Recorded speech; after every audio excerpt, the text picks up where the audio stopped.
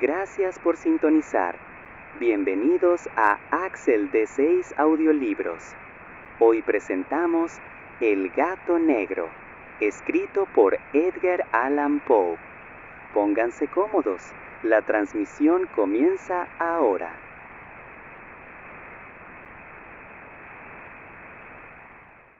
Desde la infancia me destaqué por la docilidad y bondad de mi carácter. La ternura que abrigaba mi corazón era tan grande que llegaba a convertirme en objeto de burla para mis compañeros. Me gustaban especialmente los animales, y mis padres me permitían tener una gran variedad. Pasaba a su lado la mayor parte del tiempo, y jamás me sentía más feliz que cuando les daba de comer y los acariciaba. Este rasgo de mi carácter creció conmigo y, cuando llegué a la virilidad, se convirtió en una de mis principales fuentes de placer. Aquellos que alguna vez han experimentado cariño hacia un perro fiel y sagaz no necesitan que me moleste en explicarles la naturaleza o la intensidad de la retribución que recibía. Hay algo en el generoso y abnegado amor de un animal que llega directamente al corazón de aquel que con frecuencia ha probado la falsa amistad y la frágil fidelidad del hombre. Me casé joven y tuve la alegría de que mi esposa compartiera mis preferencias. Al observar mi gusto por los animales domésticos, no perdía oportunidad de procurarme los más agradables de entre ellos. Teníamos pájaros, peces de colores, un hermoso perro, conejos, un monito y un gato. Este último era un animal de notable tamaño y hermosura, completamente negro y de una sagacidad asombrosa. Al referirse a su inteligencia, mi mujer, que en el fondo era no poco supersticiosa, aludía con frecuencia a la antigua creencia popular de que todos los gatos negros son brujas metamorfoseadas. No quiero decir que lo creyera seriamente, y solo menciono la cosa porque acabo de recordarla. Plutón, tal era el nombre del gato, se había convertido en mi favorito y mi camarada. Solo yo le daba de comer y él me seguía por todas partes en casa. Me costaba mucho impedir que anduviera tras de mí en la calle. Nuestra amistad duró así varios años, en el curso de los cuales, enrojezco al confesarlo, mi temperamento y mi carácter se alteraron radicalmente por culpa del demonio. Intemperancia. Día a día me fui volviendo más melancólico, irritable e indiferente hacia los sentimientos ajenos. Llegué incluso a hablar descomedidamente a mi mujer y terminé por infligirle violencias personales. Mis favoritos, claro está, sintieron igualmente el cambio de mi carácter. No solo los descuidaba, sino que llegué a hacerles daño.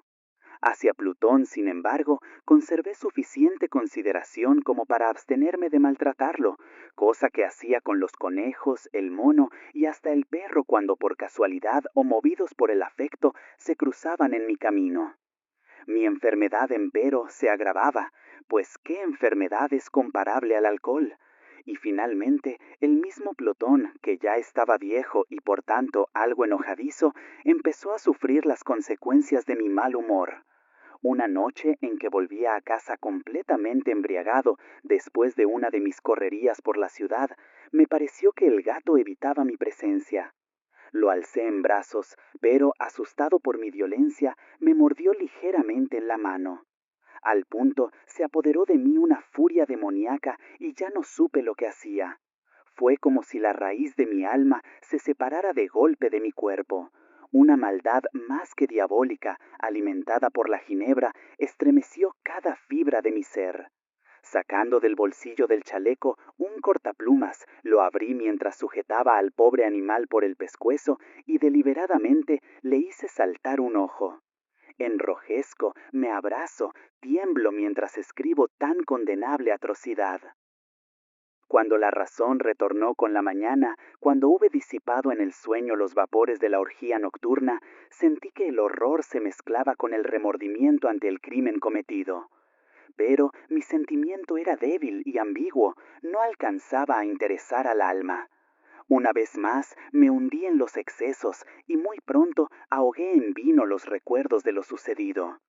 El gato, entretanto, mejoraba poco a poco. Cierto es que la órbita donde faltaba el ojo presentaba un horrible aspecto, pero el animal no parecía ya sufrir. Se paseaba como de costumbre por la casa, aunque, como es de imaginar, huía aterrorizado al verme. Me quedaba aún bastante de mi antigua manera de ser para sentirme agraviado por la evidente antipatía de un animal que alguna vez me había querido tanto. Pero ese sentimiento no tardó en ceder paso a la irritación. Y entonces, para mi caída final e irrevocable, se presentó el espíritu de la perversidad. La filosofía no tiene en cuenta a este espíritu y, sin embargo, tan seguro estoy de que mi alma existe como de que la perversidad es uno de los impulsos primordiales del corazón humano, una de las facultades primarias, indivisibles, uno de esos sentimientos que dirigen el carácter del hombre. ¿Quién no se ha sorprendido a sí mismo 100 veces en momentos en que cometía una acción tonta o malvada por la simple razón de que no debía cometerla? ¿No hay en nosotros una tendencia permanente que enfrenta descaradamente al buen sentido, una tendencia a transgredir lo que constituye la ley por el solo hecho de serlo? Este espíritu de perversidad se presentó, como he dicho, en mi caída final, y el insondable anhelo que tenía mi alma de dejarse a sí misma, de violentar su propia naturaleza, de hacer mal por el mal mismo, me incitó a continuar y finalmente a consumar el suplicio que había infligido a la inocente bestia. Una mañana, obrando a sangre fría, le pasé un lazo por el pescuezo y lo ahorqué en la rama de un árbol. Lo ahorqué mientras las lágrimas manaban de mis ojos y el más amargo remordimiento me apretaba el corazón. Lo ahorqué porque recordaba que me había querido y porque estaba seguro de que no me había dado motivo para matarlo.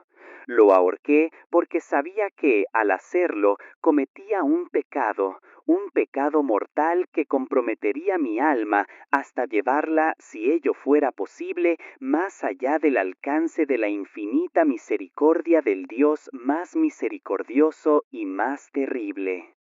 La noche de aquel mismo día en que cometí tan cruel acción, me despertaron gritos de ¡incendio! Las cortinas de mi cama eran una llama viva y toda la casa estaba ardiendo. Con gran dificultad pudimos escapar de la conflagración, mi mujer, un sirviente y yo. Todo quedó destruido. Mis bienes terrenales se perdieron y desde ese momento tuve que resignarme a la desesperanza. No incurriré en la debilidad de establecer una relación de causa y efecto entre el desastre y mi criminal acción, pero estoy detallando una cadena de hechos y no quiero dejar ningún eslabón incompleto. Al día siguiente del incendio acudí a visitar las ruinas. Salvo una, las paredes se habían desplomado. La que quedaba en pie era un tabique divisorio de poco espesor, situado en el centro de la casa, y contra el cual se apoyaba antes la cabecera de mi lecho. El enlucido había quedado a salvo de la acción del fuego, cosa que atribuí a su reciente aplicación. Una densa muchedumbre habíase reunido frente a la pared y varias personas parecían examinar parte de la misma con gran atención y detalle. Las palabras extraño, curioso y otras similares excitaron mi curiosidad. Al aproximarme, vi que en la blanca superficie, grabada como un bajorrelieve, aparecía la imagen de un gigantesco gato. El contorno tenía una nitidez verdaderamente maravillosa. Había una soga alrededor del pescuezo del animal. Al descubrir esta aparición, ya que no podía considerarla otra cosa, me sentí dominado por el asombro y el terror, pero la reflexión vino luego en mi ayuda. Recordé que había ahorcado al gato en un jardín contiguo a la casa. Al producirse la alarma del incendio, la multitud había invadido inmediatamente el jardín. Alguien debió de cortar la soga y tirar al gato en mi habitación por la ventana abierta. Sin duda, habían tratado de despertarme en esa forma. Probablemente la caída de las paredes comprimió a la víctima de mi crueldad contra el enlucido recién aplicado, cuya cal, junto con la acción de las llamas y el amoníaco del cadáver, produjo la imagen que acababa de ver. Si bien en esta forma quedó satisfecha mi razón, ya que no mi conciencia, sobre el extraño episodio, lo ocurrido impresionó profundamente mi imaginación. Durante muchos meses no pude librarme del fantasma del gato, y en todo ese tiempo dominó mi espíritu un sentimiento informe que se parecía, sin serlo, al remordimiento. Llegué al punto de lamentar la pérdida del animal y buscar, en lo ubis o santos que habitualmente frecuentaba, algún otro de la misma especie y apariencia que pudiera ocupar su lugar.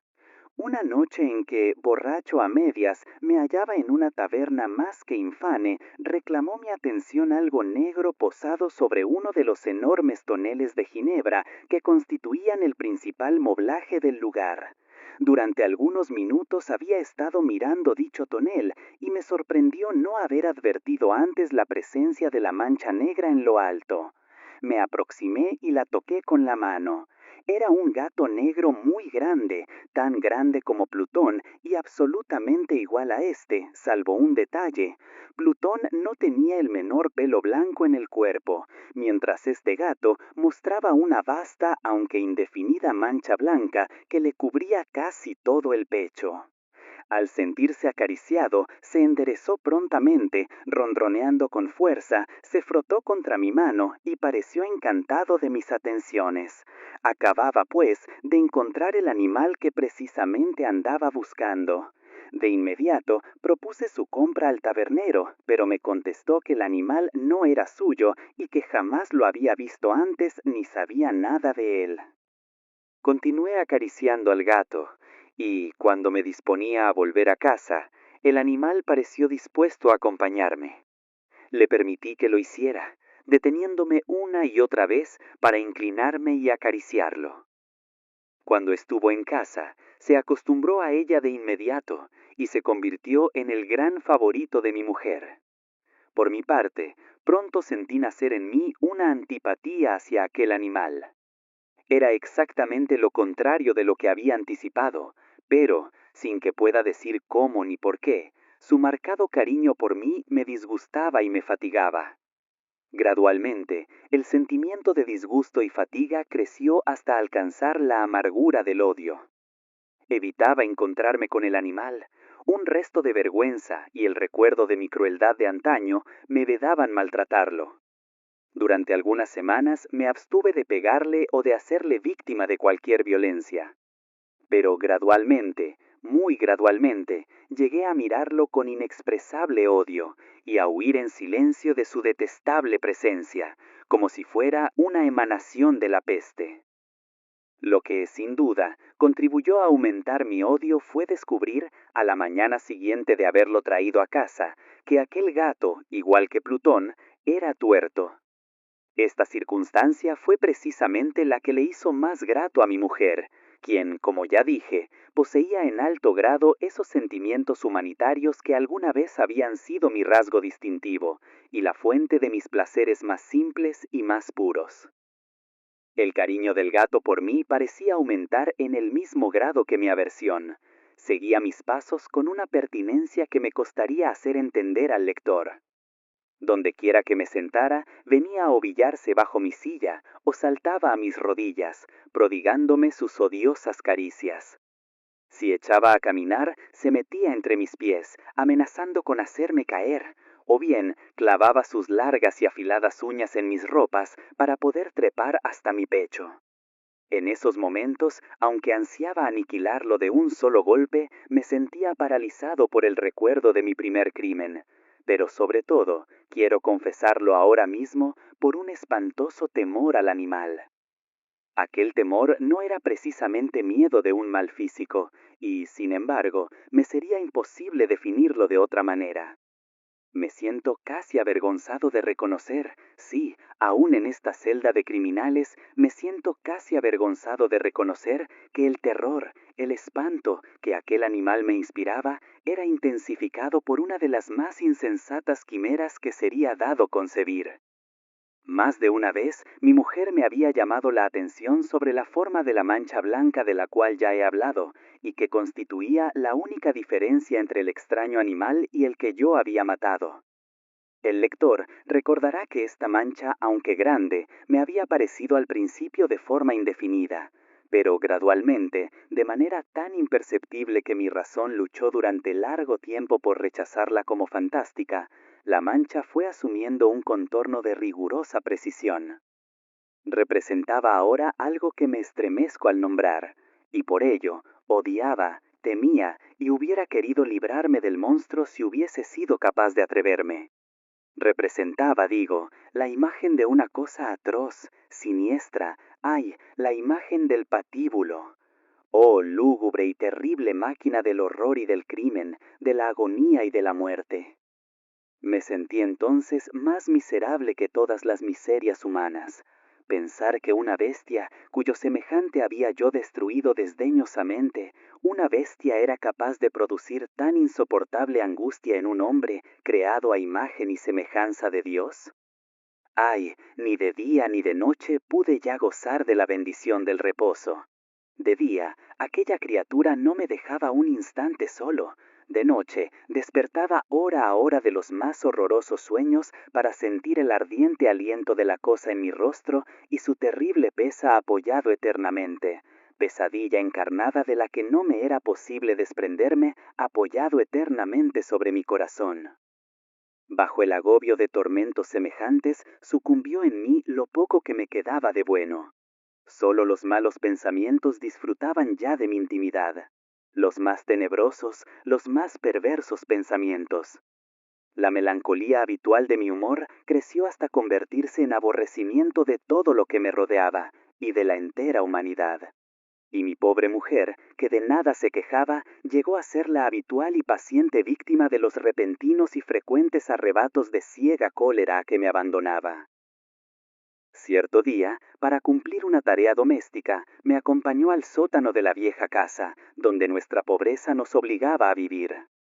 El gato me siguió mientras bajaba la empinada escalera, y estuvo a punto de tirarme cabeza abajo, lo cual me exasperó hasta la locura. Alzando un hacha y olvidando en mi rabia los pueriles temores que hasta entonces habían detenido mi mano, descargué un golpe que hubiera matado instantáneamente al animal de haberlo alcanzado. Pero la mano de mi mujer detuvo su trayectoria. Entonces, llevado por su intervención a una rabia más que demoníaca, me zafé de su abrazo y le hundí el hacha en la cabeza. Sin un solo quejido, cayó muerta a mis pies. Cumplido este espantoso asesinato, me entregué al punto y con toda sangre fría a la tarea de ocultar el cadáver. Sabía que era imposible sacarlo de casa, tanto de día como de noche, sin correr el riesgo de que algún vecino me observara. Diversos proyectos cruzaron mi mente. Por un momento pensé en descuartizar el cuerpo y quemar los pedazos. Luego se me ocurrió cavar una tumba en el piso del sótano. Pensé también si no convenía arrojar el cuerpo al pozo del patio o meterlo en un cajón como si se tratara de una mercadería común y llamar a un mozo de cordel para que lo retirara de casa. Pero al fin di con lo que me pareció el mejor expediente, y decidí emparedar el cadáver en el sótano, tal como se dice que los monjes de la Edad Media emparedaban a sus víctimas. El sótano se adaptaba bien a este propósito. Sus muros eran de material poco resistente y estaban recién revocados con un mortero ordinario, que la humedad de la atmósfera no había dejado endurecer. Además, en una de las paredes se veía la saliencia de una falsa chimenea, la cual había sido rellenada y tratada de la misma manera que el resto del sótano. Sin lugar a dudas, sería muy fácil sacar los ladrillos en esa parte, introducir el cadáver y tapar el agujero como antes, de manera que ninguna mirada pudiese descubrir algo sospechoso. No me equivocaba en mis cálculos. Fácilmente saqué los ladrillos con ayuda de una palanca y, luego de colocar cuidadosamente el cuerpo contra la pared interna, lo mantuve en esa posición mientras aplicaba de nuevo la mampostería en su forma original.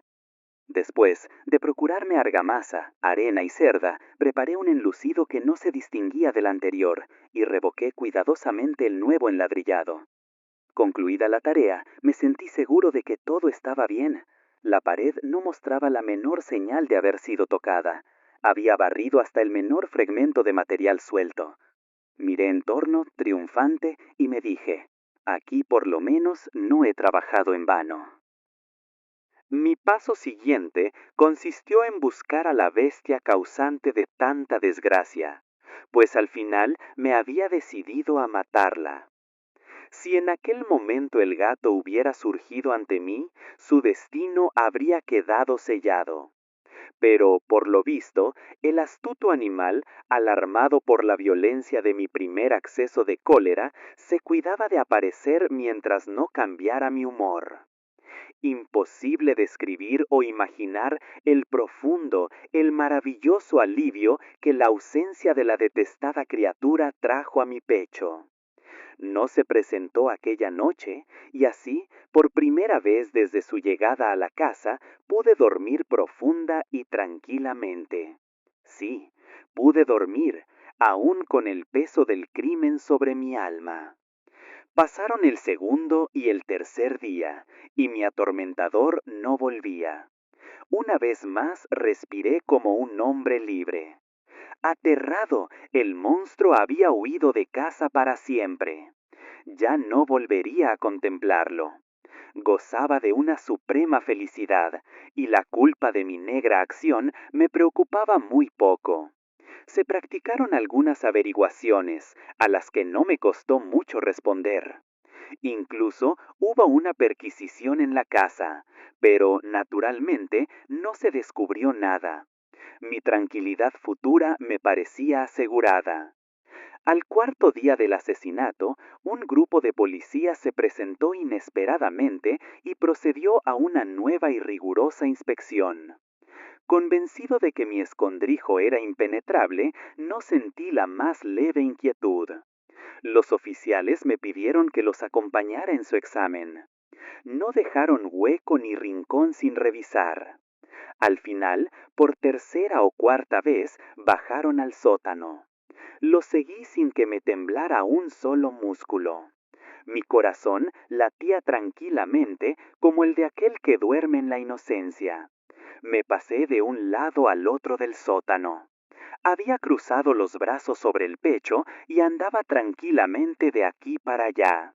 Los policías estaban completamente satisfechos y se disponían a marcharse. La alegría de mi corazón era demasiado grande para reprimirla. Ardía en deseos de decirles por lo menos una palabra como prueba de triunfo y confirmar doblemente mi inocencia. Caballeros, dije, por fin, cuando el grupo subía la escalera, me alegro mucho de haber disipado sus sospechas. Les deseo felicidad y un poco más de cortesía. Dicho sea de paso, caballeros, esta casa está muy bien construida. En mi frenético deseo de decir alguna cosa con naturalidad, casi no me daba cuenta de mis palabras. Repito que es una casa de excelente construcción. Estas paredes, ¿ya se marchan ustedes, caballeros? Tienen una gran solidez. Y entonces, arrastrado por mis propias bravatas, golpeé fuertemente con el bastón que llevaba en la mano sobre la pared del enladrillado, tras de la cual se hallaba el cadáver de la esposa de mi corazón. Que Dios me proteja y me libre de las garras del archidemonio. Apenas había cesado el eco de mis golpes cuando una voz respondió desde dentro de la tumba. Un quejido, sordo y entrecortado al comienzo, semejante al sollozo de un niño, que luego creció rápidamente hasta convertirse en un largo, agudo y continuo alarido. Anormal, como inhumano, un aullido, un clamor de lamentación, mitad de horror, mitad de triunfo, como solo puede haber brotado en el infierno de la garganta de los condenados en su agonía y de los demonios exultantes en la condenación. Hablar de lo que pensé en ese momento sería locura. Presa de vértigo, fui tambaleándome hasta la pared opuesta. Por un instante, el grupo de hombres en la escalera quedó paralizado por el terror. Luego, una docena de robustos brazos atacaron la pared, que cayó de una pieza. El cadáver, ya muy corrompido y manchado de sangre coagulada, apareció de pie ante los ojos de los espectadores. Sobre su cabeza, con la roja boca abierta y el único ojo como de fuego, estaba agazapada la horrible bestia cuya astucia me había inducido al asesinato y cuya voz delatora me entregaba al verdugo. Había emparedado al monstruo en la tumba. Has estado escuchando Axel D6 Audiolibros. Gracias por acompañarnos en la lectura de El gato negro de Edgar Allan Poe. Gracias por sintonizar. Hasta la próxima transmisión.